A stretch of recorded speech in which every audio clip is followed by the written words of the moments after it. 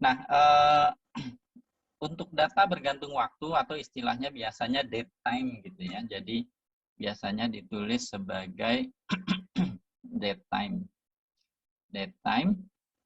Nah, ini trikinya dari variabel ini adalah penulisannya itu tidak seragam. Jadi kalau kita beli alat misalnya atau sensor misalnya, itu kan sensor itu akan mengeluarkan output-output diantaranya mungkin adalah informasi waktu gitu.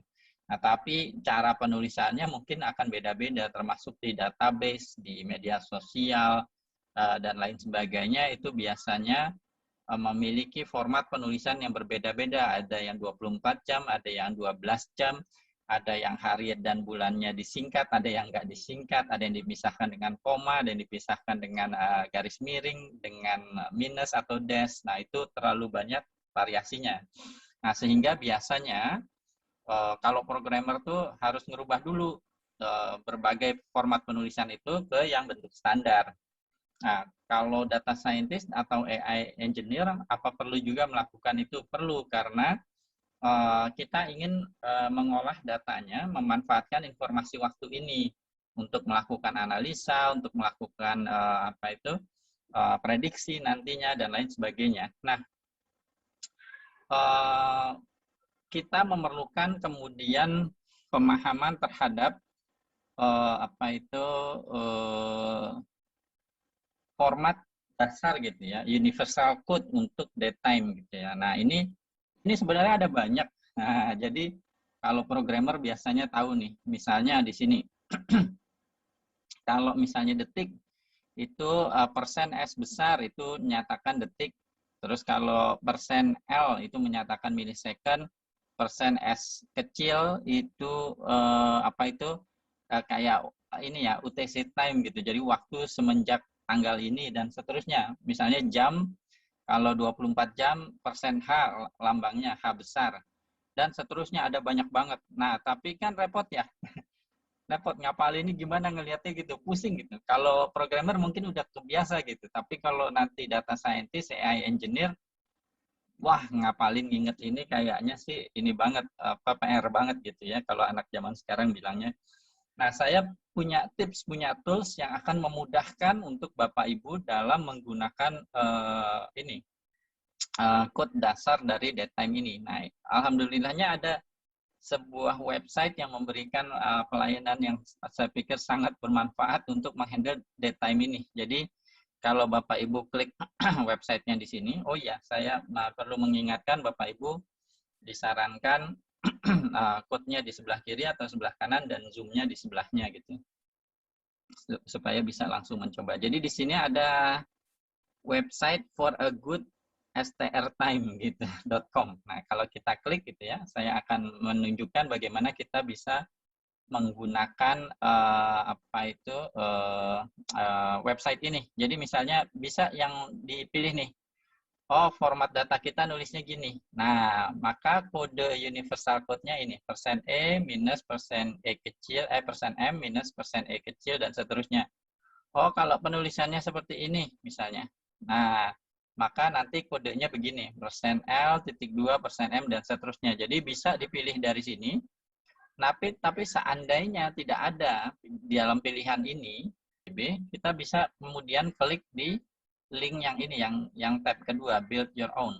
Nah, kemudian kita tinggal drag and drop ke sini. Jadi contoh misalnya 25,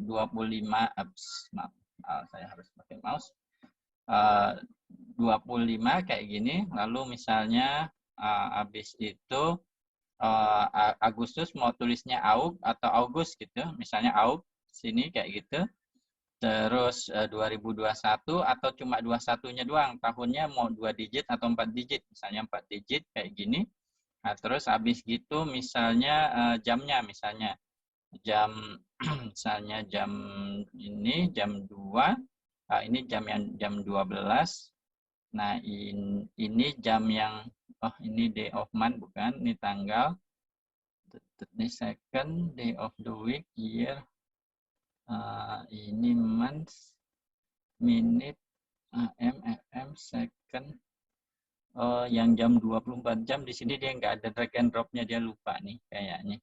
Nah, ini misalnya jam 12, terus habis gitu menitnya gitu ya. Terus misalnya ini karena jam 12 ada AM FM, maka code-nya seperti ini dan ini dipisahkan oleh spasi. Nah, nanti disesuaikan kalau misalnya dia dipisahkan dengan strip, ya tinggal tambahin di sininya strip gitu ya.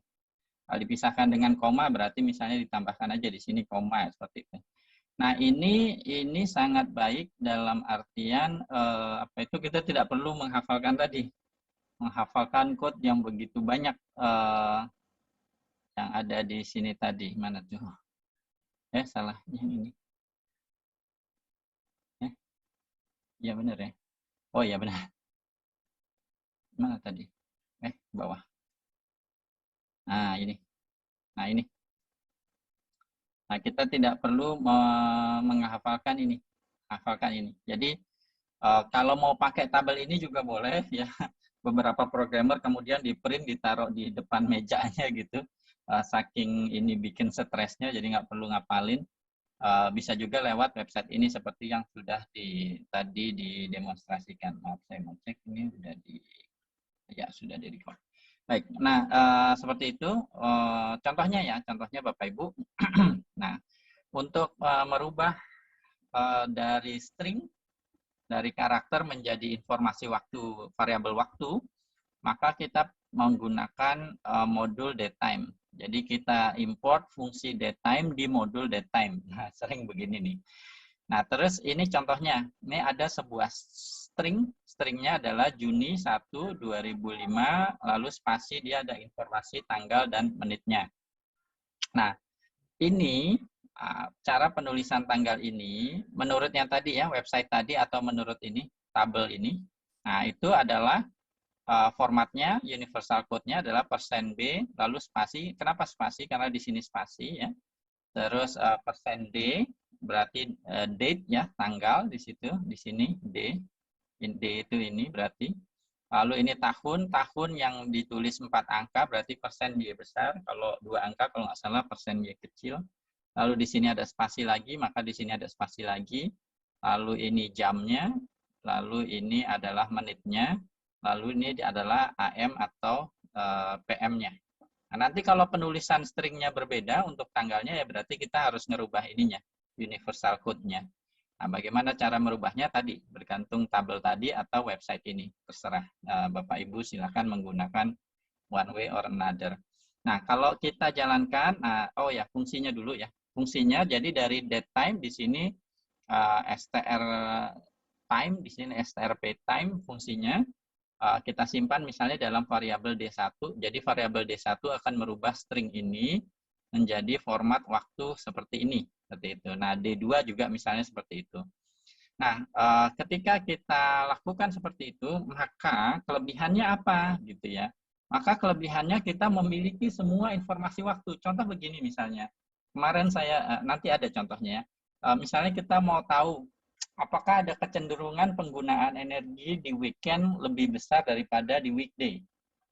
Kalau kita tidak merubah dulu ke dalam bentuk ini, ngejawab itu, wah susahnya minta ampun. Tapi kalau sudah kita ngerubah dulu dalam string dirubah ke dalam datetime, itu jadi sangat mudah sekali. Kenapa? Nah, mari kita lihat. Nah, jadi kalau sudah dirubah nih D1, maka kita bisa kemudian D1.D, A1, misalnya D1.man atau D2.man, A6. Kenapa 6? Karena kan bulan Juni kayak gitu. Nah, terus nanti bisa juga D1.year, D1. Termasuk harinya hari apa gitu. Itu bisa. Dan yang terpenting lagi kemudian kita bisa gini, mana yang lebih dulu? Apakah D1 lebih besar dari D2 ya? Nah, karena ini 2005, ini 2004, berarti dia true seperti itu. Jadi yang lebih kecil itu lebih lampau, ya lebih lampau. Jadi artinya apa? Nanti datanya bisa kita urutkan. Kalau tidak kita rubah dulu dalam format waktu, lalu datanya kita urutkan nih, baik di data frame atau di list ataupun dimanapun, ya nanti ngurutkannya berdasarkan huruf, bukan berdasarkan kronologikal waktu gitu. Jadi mengapa ini jadi sangat penting sekali seperti itu. Nah, seperti itu termasuk nanti juga kalau mau melakukan prediksi misalnya. Kita mau memprediksi 2 jam ke depan penggunaan energi gimana. Nah, bilang 2 jam ke depannya itu kan kalau dari string kan ya kacau nanti gitu. Nah, tapi kalau dia variabelnya format waktu, nanti kita bisa menggunakan namanya delta time. Nah, jadi apa itu kita bisa prediksi di sembarang ini sebenarnya, sembarang waktu di masa depan seperti itu. Nah, oke, baik. Ini sama ya, ini double ini. Nah, ini format datetime seperti itu. Nah, kita bisa seperti ini ya. Jadi ada propertinya, dia menitnya, hanya ambil jamnya, hanya ambil weekday-nya. Apa itu? Nah, ini weekday itu maksudnya apa? Weekday itu nilainya 0 sampai 6 untuk mengetahui misalnya Senin, Selasa, Rabu, Kamis, Jumat atau Sabtu atau Minggu.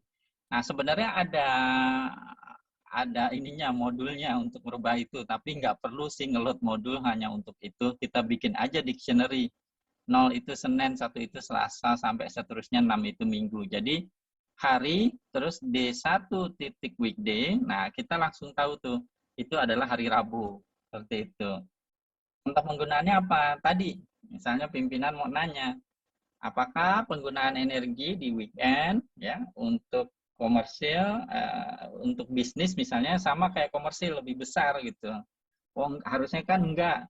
Apa itu karena industri itu harusnya libur weekend, harusnya penggunaan energi lebih kecil dari hari biasa. Nah, kita cari yang nggak demikian, nggak berarti anomali nih. Nah, kenapa kayak gitu? Termasuk juga analisa, misalnya pemerintah mau nanya, apakah industri melakukan apa itu seperti yang dianjurkan dalam aturan PPKM enggak? Kita lihat penggunaan energinya misalnya di hari-hari PPKM dibandingkan hari-hari tidak PPKM. Nah, langsung terlihat distribusinya berbeda, misalnya lebih rendah. Nah, itu bisa dilakukan karena pada dasarnya awalnya kita sudah memiliki informasi waktu ini. Nah, itu, nah kemarin ada pertanyaan yang belum saya jawab, yaitu ada pertanyaan gimana kalau hari ini gitu ya, hari ini gimana gitu. Nah ini, jadi perintahnya di Python, mohon maaf kemarin pertanyaan siapa saya lupa. Nah untuk mengetahui hari ini di Python caranya dengan modul datetime tadi, jadi datetime.today ya. Nah terus kita mau menuliskannya dalam format apa. Nah jadi ini hanya untuk formatting outputnya aja sebenarnya. Nah, tapi perintah untuk mengetahui hari ini di Python cuma cukup datetime.today. Nah, yang bagian sebelah kanannya adalah kemudian bagaimana kita memformat output dari ini, dari variabel datetime.today. Nah, misalnya di sini disajikan dalam tahun dulu, terus bulan, terus tanggal, terus dikasih tilde. Nah, ini bisa dirubah-rubah, Bapak Ibu monggo aja.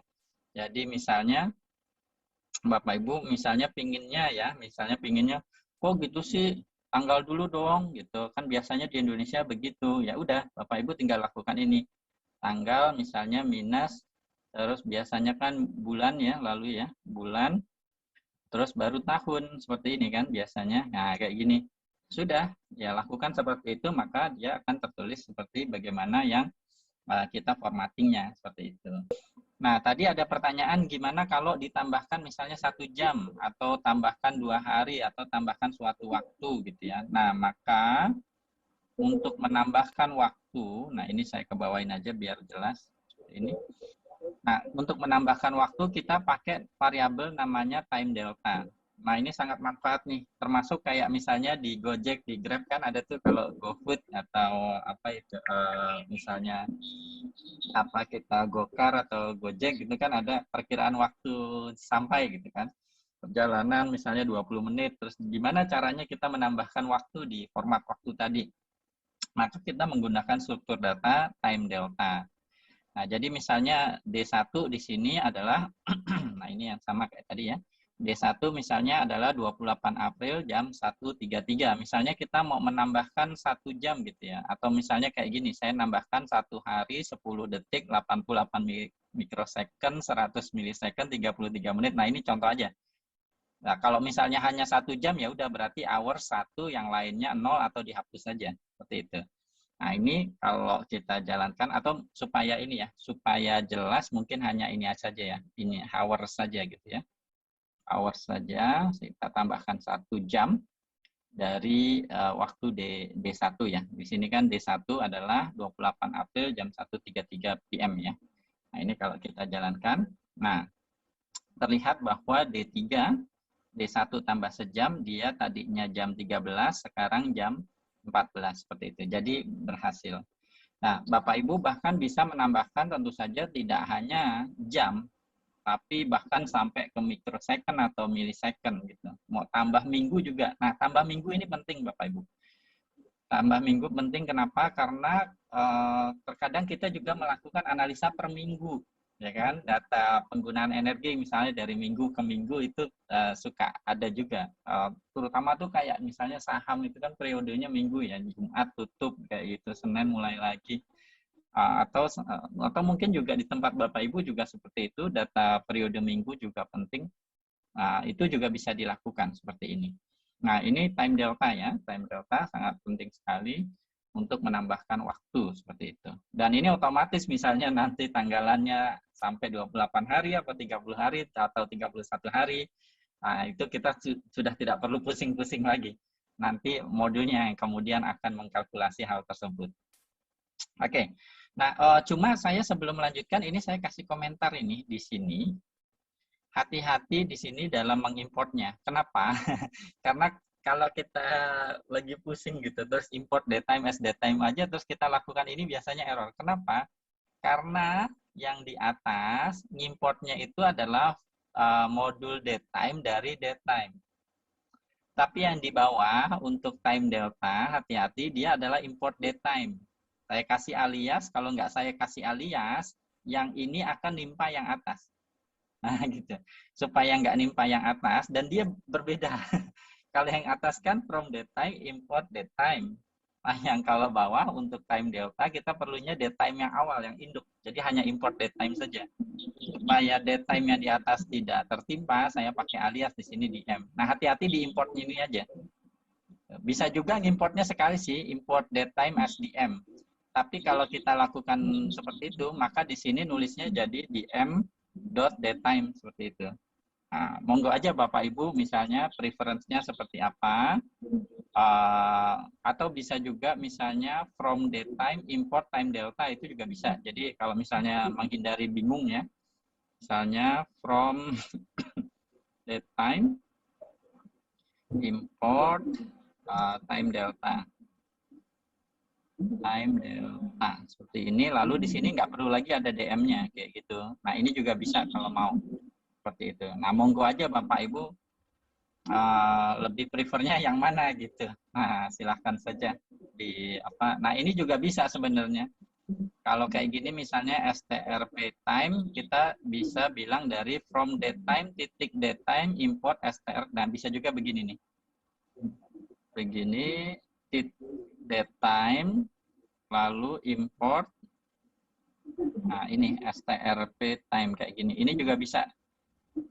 Tapi kelemahannya kalau kayak gini adalah kadang kalau code-nya udah banyak gitu, kadang kita perlu juga mengetahui ini fungsi ini tuh dari modul yang mana gitu. Nah, gini juga bisa. Cuma seperti yang saya sampaikan tadi, kelihatannya code-nya jadi lebih bersih gitu. Cuma kadang-kadang debugging-nya sih jadi nggak enak. Kalau udah panjang code-nya, kadang-kadang kita ini fungsi punya mana ya, dari modul yang mana ya gitu. Jadi apa itu ya, tapi dikembalikan lagi ke Bapak Ibu, kalau lebih suka yang tampilan clean seperti ini code-nya silahkan, kalau enggak ya kayak tadi juga bisa dilakukan yang kayak gini, yang biasa tadi. Nah, kayak gini. Nah, itu. Jadi itu kalau mau pakai time delta Bapak Ibu hati-hati importnya ya, importnya hati-hati. Terus habis itu, nah ini ya kita jadi bisa mengurutkan ya berdasarkan waktu seperti ini. Bagaimana dengan di Pandas? Nah, kan kita pakainya data frame. Kalau ini berlaku umum ya Bapak Ibu. Jadi Bapak Ibu bisa misalnya bahkan di data frame lalu melakukan looping, lalu doing something terhadap variabel waktunya. Nah, itu bisa pakai ini. Tapi secara umum Pandas juga sebenarnya ini support untuk kemudian variabel atau tipe data waktu. Nah, saya contohkan di sini kita akan pakai pakai data yang berbeda. Jadi kita akan pakai data saham ya, stok data. Ini kita, oke, sip. Nah, seperti kita lihat, nah ini saya sengaja ngelotnya biasa dulu. Jadi untuk kemudian supaya jelas apa bedanya cara ngelot dan tidak gitu. Nah, kalau kita lihat di sini hasil load data dengan cara biasa kan ini ya, perintahnya biasa seperti kemarin. Maka di sini ada variabel waktu nih, date. Nah, tipenya begini. Nah, sepertinya sudah berhasil, sepertinya. Tapi kadang-kadang tampilan itu menipu. Kenapa? Nah, gampangnya kita cek aja df.info. Nah, ketika kita lihat df.info, maka terlihat di sini variabel date di sini tipenya objek. Tipenya objek. Jadi dia bukan waktu, padahal harusnya date di sini adalah waktu, bukan string. Maka kita harus rubah dulu format objek atau string ini menjadi format waktu. Wabil khusus. Nah, wabil khusus sebenarnya waktu ini apa sih? Waktu ini kan sebaiknya kita pakai sebagai indeks gitu ya. Karena kalau di sini kan indeksnya kan apa di sini nih data frame awal indeksnya kan ini nih 0 1 2 3 4. Sebenarnya indeks ini apa sih, kan urutan ya Bapak Ibu ya, urutan. Jadi biasanya di Python di data frame kalau ada informasi waktu kita rubah dia sebagai indeks gitu. Rubah dia sebagai indeks. Jadi indeksnya nanti nggak lagi 0 1 2 3 tapi informasi waktunya gitu. Nah, untuk melakukan hal tersebut sangat mudah sekali. Jadi cuma beda parameternya aja.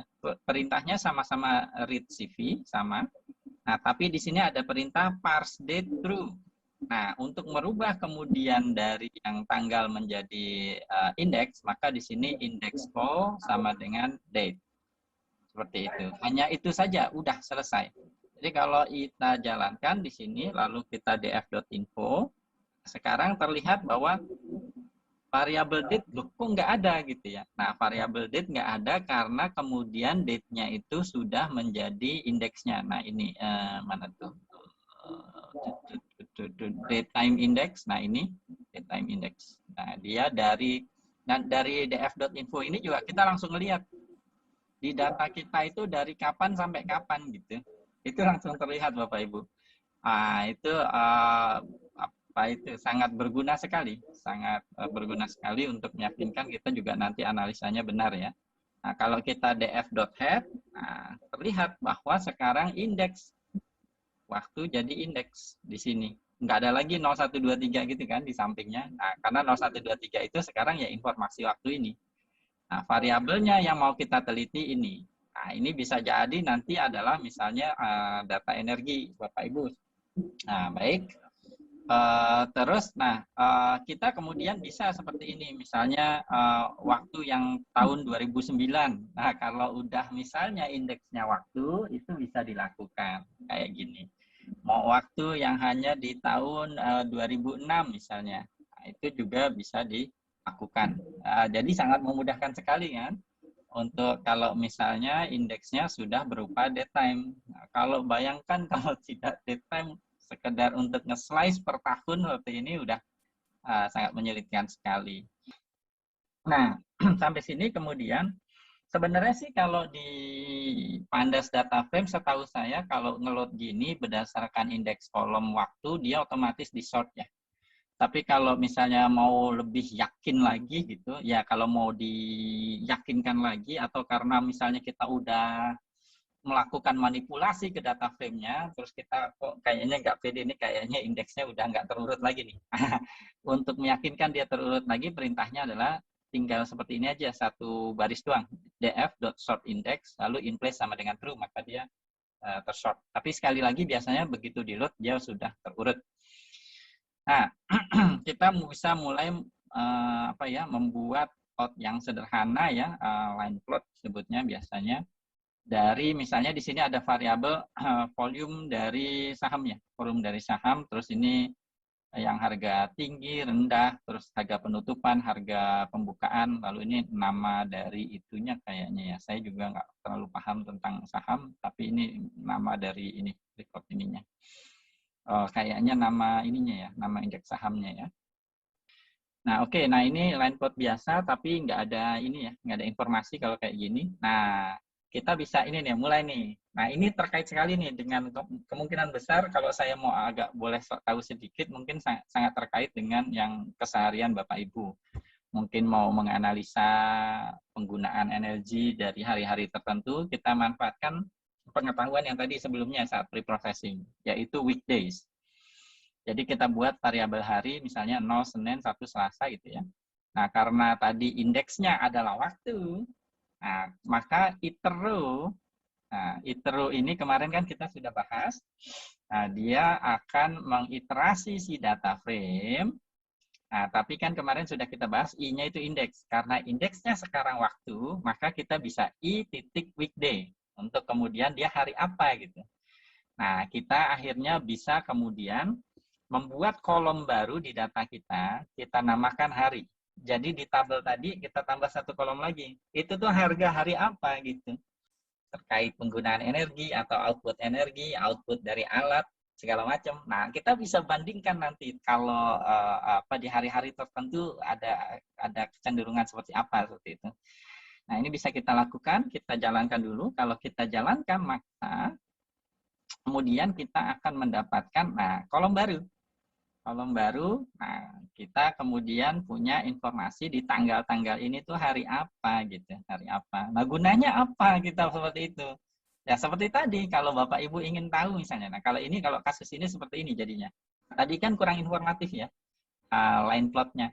Nah, kalau sudah kita tambahkan hari, lalu kita ngelihatnya per hari, wah, lagi-lagi Sultan itu susah miskin ya lagi-lagi. Nah, ini tapi ini kalau dunia saham mungkin udah biasa ya, bahwa di hari Jumat karena mau penutupan gitu ya, cenderung itu banyak transaksi. Begitu juga hari Senin gitu. Nah, ini pembahasannya kalau orang bisnis, orang ekonomi lebih paham ini. Wah, bisa panjang lebar. Kemarin saya ngomong gini, terus teman saya itu orang ekonomi, bisnis, wah diteranginnya jadi panjang bener gitu. Nah, tapi terlihat di data ini, misalnya terkait output energi atau penggunaan energi, maka kita bisa lihat misalnya apakah ada kecenderungan outlier di hari-hari tertentu. Nah, itu mudah sekali di Python. Mudah sekali di Python, satu baris tok gitu, satu baris tok. Ya, ini aja nih baris kedua aja sebenarnya kan, karena baris pertama itu cuma sekedar ngatur ukurannya aja. Nah, baris ketiga itu cuma sekedar untuk ngasih, oh ya tampilkan gitu saja. Ini pun baris ketiga kalau dihapus juga nggak error kok. Paling cuma ada tambahan di sini kata-katanya aja, nggak bersih outputnya itu aja. Jadi benar-benar cuma satu baris untuk kemudian menghasilkan informasi yang menurut saya sangat informatif ya, terutama untuk data time series seperti itu. Nah, ini aja misalnya sudah terlihat bahwa memang setiap weekend, setiap mau weekend gitu ya, itu transaksi saham di situ terlihat volumenya sangat tinggi gitu. Dan terlihat bahwa Jumat tuh mepet sama Senin. Kalau dilihat dengan seksama itu ada kecenderungan Jumat itu mepet dengan Senin gitu. Nah, kemudian kita bisa juga membuat subplot ya dari data kita tadi, sehingga Bapak Ibu bisa mendapatkan semua informasi dari variabel numeriknya tadi. Yang open seperti apa, yang high seperti apa. Nah, perintahnya sesederhana ini gitu untuk mendapatkan visualisasi terhadap waktu tadi. Tapi Bapak Ibu hati-hati. Kalau ngeload CSV-nya tadi tidak pakai date sebagai indeks, ini error ya Bapak Ibu, ini error. Jadi triknya coba di situ tadi aja pas ngeload. Kalau udah di load ya udah gini aja langsung dapat nih line plot dari setiap harinya seperti itu. Baik, ini dari segi harga ya. Nah ini menarik nih. Terus kemarin saya ada pernyataan sedikit, dan ini agak keluar konteks sedikit. Lagi-lagi Sultan susah miskinnya gitu ya. Kalau orang kaya kan kalau investasi itu jangka panjang ya. Jadi kalau jangka pendek ini sebenarnya stokastik, kadang naik kadang turun gitu ya. Tapi kalau jangka panjang itu cenderungnya naik gitu. Cenderungnya naik. Makanya kalau investasi itu resikonya jauh lebih rendah. Masih ada resiko tapi lebih rendah kalau jangka panjang gitu. Makanya kalau orang kaya kan kalau investasi itu biasanya ditahan-tahan dulu karena memang biasanya resikonya akan lebih kecil gitu. Jadi makanya itu balik-balik lagi, sultan susah miskinnya. Terus habis itu kita juga bisa misalnya kalau pimpinan mau melihat, oh kalau per bulan gimana? Nah kalau ini kan terlalu fine grain ya istilahnya. Jadi ada istilah fine grain itu artinya kita terlalu melihat nitty-gritty gitu. Tapi kalau ingin lihat agak garis besar, nah kita bisa kemudian resampling berdasarkan misalnya bulan. Perintahnya cuma gitu saja. Maka di sini kita bisa lihat, nah di sini kalau kita resampling, kita namakan misalnya data frame-nya baru di F1, di mana kita resampling berdasarkan bulan, ini jadi oke karena indeksnya adalah waktu. Kalau enggak waktu, ntar error ini. Nah, kita punya data frame baru di F1, nah kalau dilihat date-nya, nah itu per bulan, lebih tepatnya akhir bulannya. Nah, di satu bulan itu dirata-ratakan. Jadi pimpinan mau nanya nih, misalnya ini bukan saham, misalnya adalah penggunaan, misalnya output energi di beberapa kantor misalnya kayak gitu, per bulannya bagaimana? Nah itu semudah ini untuk kemudian merata-ratakan per bulan dari data ya. Kalau indeksnya udah waktu enak, gampang banget. Nah terus untuk memplotnya ya sudah seperti ini, kita plot. Nah ini. Nah, maka kita kemudian bisa mendapatkan per bulan seperti ini. Langsung nih kita dapat informasi ada apa nih di 2017 bulan Juli nih. Wah, ini jadi tanda tanya kalau ini misalnya. Oh, mungkin kalau ini apa ya ya penggunaan energi ya Bapak Ibu bisa cek gitu. Nah, ini jadi kita bisa lihat datanya dari bulan per bulan seperti apa rata-ratanya, entah penggunaan energi atau output energi dan lain sebagainya. Nah, perintahnya yang ini ya Bapak Ibu, yang baris ketiga sama ke-8 itu sebenarnya optional untuk ngatur itunya aja, ukuran. Nah, ini pakai Matplotlib ya, Matplotlib yang masih dasar itunya, visualisasinya. Seperti itu. Nah, terus bisa juga kemudian di sini, ini pakai ini ya, pakai apa itu, sebentar. Oh, ini oke sama kok ini ya. Oh, ini mau memberikan ini. Sorry, saya ini agak lupa.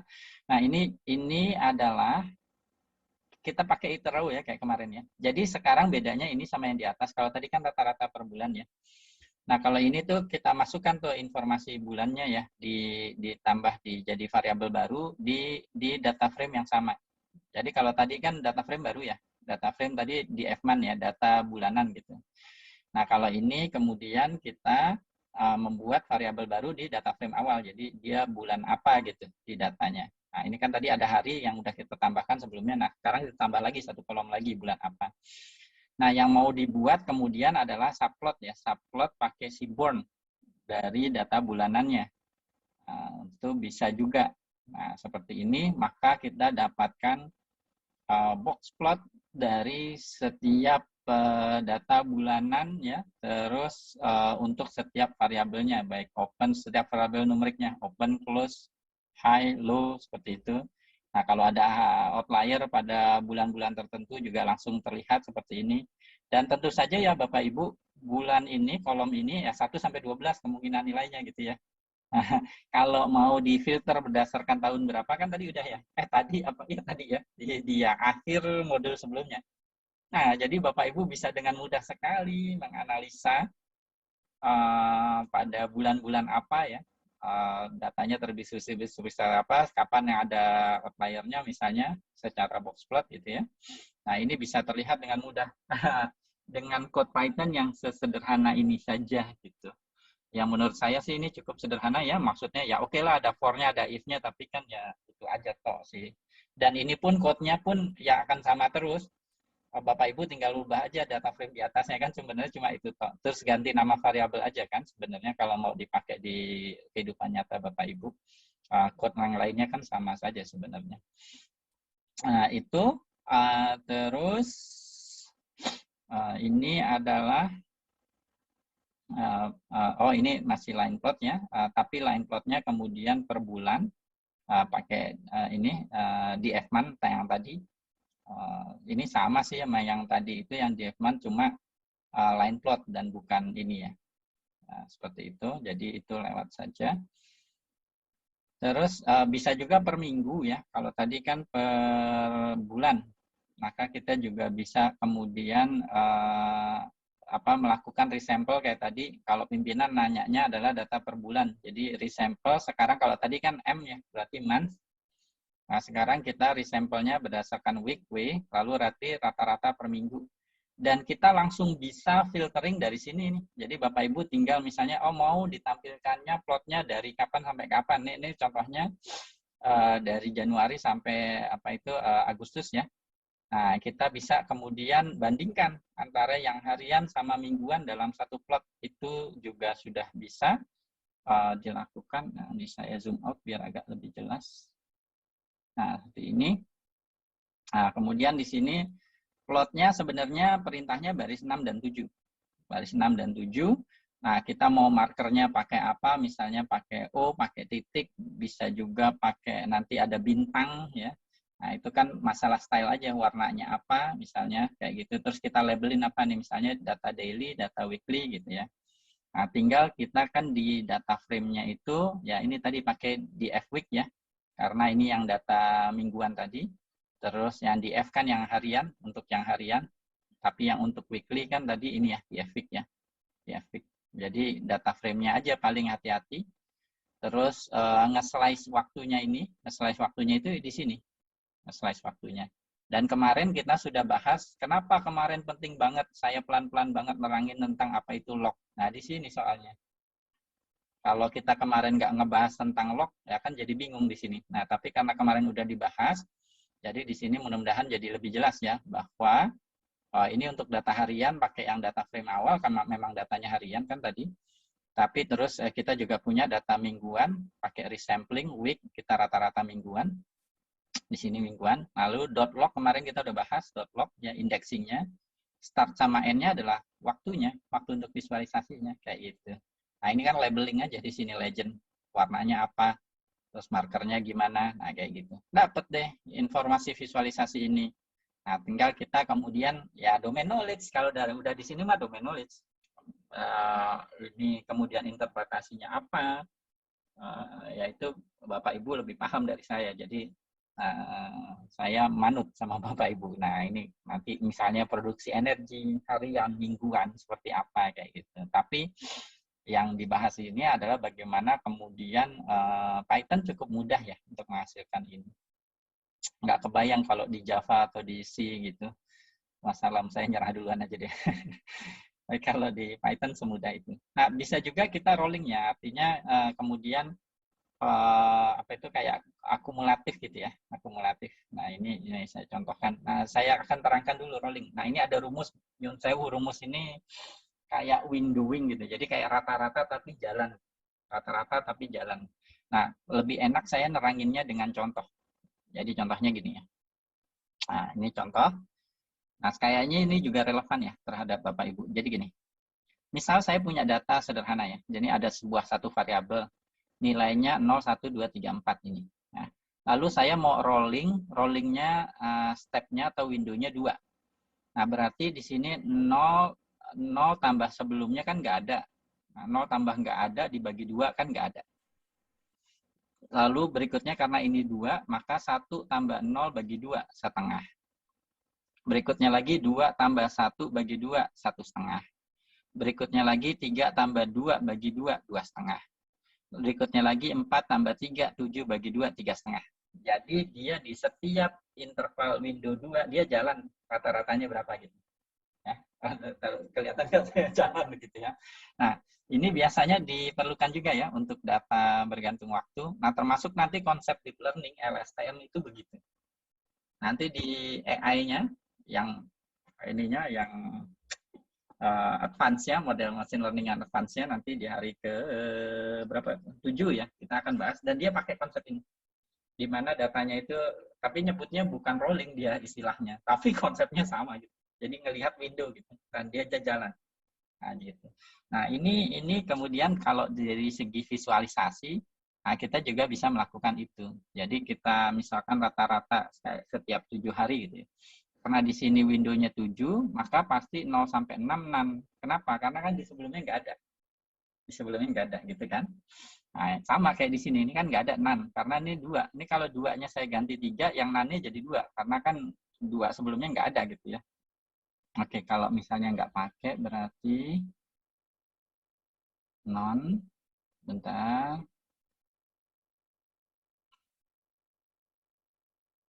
Oke, nah kalau enggak berarti dia dijumlahkan saja ya. 2 tambah 1 tambah 0, 3. 3 tambah 2 tambah 1, 6. Ya, 4 tambah 3 tambah 2 jadi 9. Dia jadi apa itu? Akumulatif ya, akumulatif. Nah ini dot min ya. Kalau tadi kan dot sum ya. Oh iya, mending begini aja bener Nyonsawu. Begini jadi jelas deh, biar saya juga nggak ada PR betul. Nah ini kan sum ya. Kalau jadiin average berarti ganti dengan min. Ganti dengan min. Dan itu kalau sum berarti kan akumulatif ya. Nah kalau jadi min, nah ini baru cocok nih. Sebentar kita lihat. Oke, kita lihat ya. Yap. Nah ini 3. 1 tambah 0 nggak ada, nih 2 pertama pasti nggak ada karena belakang. Ini 2 tambah 1 tambah 0, 3 bagi 3, 1 benar ya. 3 tambah 2 tambah 1, 5, 6 bagi 2, 2 benar ya. 4 tambah 3, 7, 7 tambah 2, 9 bagi 3, 3 ya benar. Nah, Oke, jadi lebih enak ini aja. Nah, saya juga nggak jadi punya PR. Jadi rolling itu iya, rolling itu adalah moving average, yang juga itu adalah konsep nanti di LSTM ya, di LSTM dia juga pakai semacam itu tapi tidak sama persis. Jadi dia nanti adalah memprediksi dari 6 misalnya 6 data sebelumnya, maka memprediksi hari setelahnya kayak gitu. Nah, itu nanti akan dibahas berikutnya. Nah, oke. Nah, di sini kita bisa lakukan itu ya. Nah, maka kita di sini ada data frame baru ya. Data frame baru pakai moving average itu rolling. Nah, window-nya di sini 7, berarti ini ya. Berarti rata-rata mingguan gitu ya. Rata-rata mingguan. Di sini kita pakainya min. Nah, tinggal divisualisasikan. Nah, ini visualisasinya ada 3 line plot ya. Jadi kita bisa bandingkan harian, mingguan volume di sini, terus ada yang moving average-nya. Nah, kalau ininya interpretasinya, monggo Bapak Ibu kemudian membandingkannya seperti apa itu data yang dihasilkan ini. Nah, ini bisa dihasilkan di Python. Nah, ini kan sebenarnya 3 baris ya Bapak Ibu. Ini saya dikebawahin aja sih. Nah, ini kan gini aja. Ini kan sebenarnya parameter-parameternya juga style garisnya aja sih. Mau warna apa, mau pakai marker apa gitu. Nah, ini aja udah perintahnya. Enak banget. Nah, inilah mengapa Python terkenal untuk data science dan machine learning. Karena memang ya sangat dimanjakan, dimudahkan sekali penggunaannya. Untuk menghasilkan informasi visualisasi seperti ini ya cukup itu aja gitu. Ya nggak kebayang kalau bahasa pemrograman lain. Dan kita kayaknya nggak butuh-butuh amat software yang mahal ya Bapak Ibu ya. Bapak Ibu juga nggak perlu ngapalin kan ini maksudnya. Lain kali kalau mau digunakan kan ganti nama variabelnya aja, gitu, ganti nama kolomnya aja, atau ganti parameternya sudah. Code-nya mah sama persis kan sebenarnya. Itu, nah bisa juga ini shifting ya dibandingkan dengan hari sebelumnya. Ini juga bisa. Jadi di data frame itu ada perintah shift. Nah perintah shift itu kayak geser satu. Kalau di time series itu difference. Nah itu juga bisa dilakukan di data frame, perintahnya shift. Jadi dia diturunin ke bawah gitu ya. Jadi misalnya data ini 4091 itu sekarang jadi di baris kedua karena dia turun satu. Gunanya apa? Gunanya biasanya untuk melihat informasi hari sekarang dengan hari sebelumnya kayak gitu. Nah ini contoh hasil yang shift-nya. Terus, dulu sebentar. Oh ya, nah ini perbedaan hari sekarang dengan sebelumnya gitu. Hari ini dengan hari sebelumnya. Nah ini plotnya. Nah berarti kita kalau kayak mau melihat ada perbedaan yang mencolok dengan data dengan hari sebelumnya seperti ini. Nah ini kalau di time series ini difference disebutnya. Dan kita nyari korelasinya gitu ya, istilahnya lag kalau di time series nanti.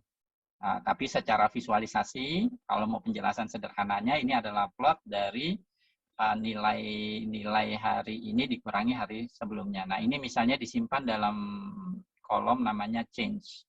Jadi kalau df.head sekarang kita lihat ada variabel baru lagi, change, yaitu selisih antara kalau dalam hal ini adalah close ya, close variable close. Jadi penutupan, harga penutupan hari ini dibandingkan sebelumnya, seperti itu.